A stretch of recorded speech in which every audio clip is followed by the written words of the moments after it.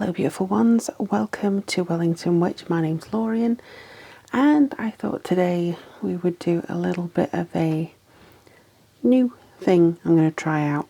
Apparently May is where I'm trying new things, which is kind of sit for a spell. So you can have 2 to 5 minutes with a cup of tea or beverage of your choice and just watch a little bit of advice or a little spell to kind of add things to your day. Maybe it's something you want to incorporate, because we have the eclipse coming up on the 26th of May. Yes, we are still in May. I just had to check that. I thought it might be nice to see what you can do for this eclipse. Now, I feel like I want to actually just put a disclaimer in that I have been a witch for some years. I don't want to count at this stage. But that's why, you know, this looks very used. This has got like candle wax on it. Nothing on this channel is going to be as pure and white and, you know, clean as you may see on a lot of different channels, like it's never been used before. I use these very regularly, so if you are wondering why this looks rusty as heck, it's because it's been used quite a bit. So just a disclaimer, I don't want anyone thinking, oh, you're a bit mucky, aren't you? It's just used. It's used every day. So, well, not every day, but as often as I need it. Okay, so for this, I just want to talk a little bit about the Sagittarius eclipse. It's a full moon, it's a super moon, it's big, it's powerful. A lot of people may be saying this is a perfect time to do manifestation magic, to draw things in. But the thing is, the light is being blocked from the moon. The earth is literally blocking the moon. And as good as it may be for you, you want to charge crystals, cleanse things, it's not going to be as effective as it is for letting things go. So you, for instance, because it's on the south node of the moon, a little bit of astrology term there for you. I'm not going to go into it all in case it confuses some of you, because I know early on in my witchcraft and astrology looking into it, I was just like, what? The south node is basically about things that no longer serve you and let you go and let things go. So for this one, I thought we'd do a little kind of releasing thing. So not many people may know how to do this. I'm just going to say this is how you can do it. So all you need is a fire resistant apparatus. I'm using this cauldron. I'm going to stand it on here so I don't burn anything, but it can also have quite a good charge because it also has a pentacle on there. A piece of very flame absorbent paper. You don't want something that's going to be very stinky or take ages to burn, any kind of stuff like that. And also a pen. Okay, I'm not physically going to burn this because at the moment people in the household have like sore throats and stuff because the workmen outside are doing a lot of dust. So I'm not going to be burning this just because I don't want extra dust in my house, but I will go through the process with you. So you have your pen, you have your piece of paper, your apparatus. Some people use a very old like saucepan for these things, or an old barbecue. You can use that if you wish to. What I tend to do is cleanse the space, which I've already done with the Palo Santo. I just kind of sit either with some meditation music, some kind of nice tunes on that get me into the focus of maybe what I want to let go on this eclipse season that's actually going to help me build over the next 6 months, 3 to 6 months. So whatever you let go should be with the mindset of building in future. So with that released, you are then able to create. If you want to go more in depth with it, you can have a look at if there is anything hitting a planet in Sagittarius, what house that is for you, you know, go into the astrology area of it. But honestly, I believe this is quite a strong feeling of connectivity for your plans for the future. and what is not serving you in getting to that future. So for me, I'm just going to take this pen. I'll just think of what people might. I'm not going to do it indicative of me. Maybe you want to continue with confidence, so you want to get rid of self-doubt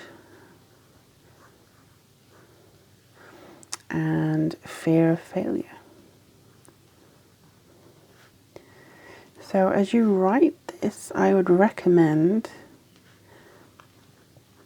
just kind of sitting with those feelings and imagine them not being a part of yourself anymore. You know, maybe it's also a lack of confidence, because Sagittarius is very confident. So maybe it's something that you want to purge from yourself. So yeah, self-doubt, fear of failure, lack of confidence, all those three things may be something that you really do not want in your life at all. It's holding you back from achieving what it is you want to go for. Okay, so sit with that as you write it. Feel as though things are actually moving away. Feel as though it's no longer part of your life. Remove it. It's no longer there. It's not anything you want anymore. It's gone. Okay, so this, I'll just clip this pen back slightly. So when you feel like you've absorbed the feeling of all the fear of failure, the lack of confidence, pour it into that paper. You know, you don't need it anymore. Everything that you had here is in the paper. It's no longer in you, it's in the paper. So if you've been wondering like, oh, I feel so free, I feel so amazing, I don't have any fear anymore, I'm full of confidence, I believe in myself, I have absolute faith in my ability. Those feelings are now in the paper, they're not on you. You can fold it away from you. This next stage is completely up to you. You can fold it away from you once, you can fold it away from you twice. You can even turn it counterclockwise as you do it each time. Either way, it's completely up to you. Witchcraft is an intuitive thing. I'm just giving you guidelines here. Okay, so once it's all wrapped up, and you can even give it a bit of a push and intention into there. Get your fire resistant receptacle and obviously safely light and place. I would recommend a well ventilated area if you cannot get outside, but just as this burns, and again I'm not going to do it because I don't want to cause anyone the coughs or anything worse in this house. As this burns, you should be able to imagine or visualize everything that you put into that piece of paper evaporating into the ether, getting turned into good energy rather than negativity, and just kind of transforming into something and releasing it from you in the process. Now, once that's done, obviously allow this to cool, because we safety first, people. Once it's cool, you can either pour it into a container, a biodegradable container, and bury it. You can just cast it into the wind, which is something that I do, and that's a form of it releasing. So on a very windy day, I have been known to be seen outside in the garden just kind of shaking this cauldron in the breeze. But then I have a lot of air in my chart, so maybe that's something that just comes naturally to me. Or you can kind of pour it into a stream if you feel like it wants to be fed back to a stream. Again, it's up to you as to what you feel like you want to do. But I always believe that this is very intuitive. This is something that you must navigate yourself, check in with yourself and feel like, is this ready? Yes. And trust yourself. It could be very difficult if this is something that you struggle with in your practice, like trusting your intuition, but that may be something that you're planning to release this eclipse. But either way, this is going to be quite a cathartic time. I felt like doing something for this eclipse for maybe over 2 weeks now. I felt drawn to do something for it. So I'll be doing my own little thing If you're wondering what time it's about to be, I think it's about 11:13 in universal time, so that would be 12:13 British summertime. Not too sure about anywhere else, but I do believe that you can check up on that particular area. But the full moon lasts for 3 days. The effect of it is 3 days, and you won't necessarily see the eclipse in many parts of the world.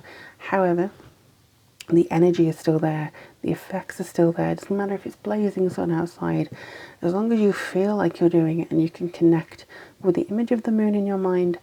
Absolutely try and do this. And this also works on new moons as well. You can release it. You can release it on waning moons too. But this is just something that I thought I would do for this particular eclipse. Maybe it's something you want to do in other eclipses too, but this is specifically because of the South Node placements on this particular time. Oh, I could go into like whether your South Node is, I think it's in Gemini, so where your house is in Gemini, and there's all this. That depends if you want to incorporate astrology into your craft. If you don't worry. This is just something that I think about now because I'm trying to incorporate two things. But yeah, let me know in the comments below if you have any questions. If you do this ritual or if you do this practice, let me know. I would love to hear if this works for you. And if you have any ideas or have any requests for future videos as regards to witchcraft and spells and advice or whatever, do let me know because I am compiling a list. But in the meantime, take care of yourselves. Many blessings, and I'll speak to you guys very, very soon.